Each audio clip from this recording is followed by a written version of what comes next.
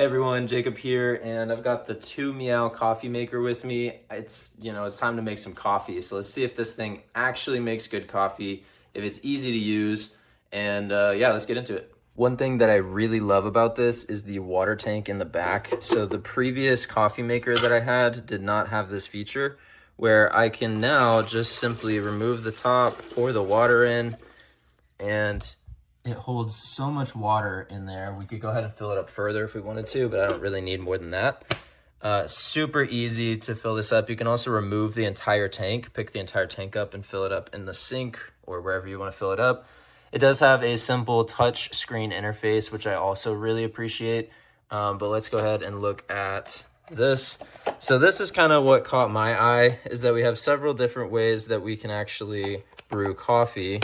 We've got the standard coffee grounds filter here so that you can put your normal coffee grounds in, which is what we're going to be doing. But then it also has the ability to use like the pod style coffee pods. So definitely pretty versatile in that way. Would be really handy for like a rental property where you don't really know if someone's going to use coffee grounds or the pods. Well, they could do both. So that's super nice, but let's go ahead and put some coffee grounds in here and then let's get to brewing. All right, so like a savage, I'm just going to scoop some out, but you can obviously use a measuring spoon or whatever you want to use.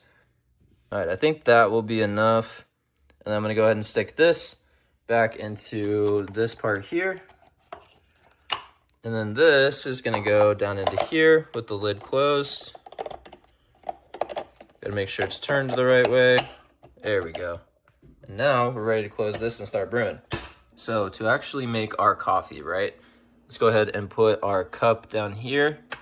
And then up here, we're gonna select the size. So we can go from 6 ounces all the way up to 14 ounces. We can select how bold we want this to be. So standard or stronger. I'm gonna go ahead and put it at standard. And then you can choose, is this gonna be a capsule or ground? And we're gonna say ground. If you wanted this to be chilled, you could also choose over ice and it will brew the coffee at a lower temperature and then actually give you like basically a cold brew coffee. But we're gonna select 6 ounces standard and ground and let's see what happens.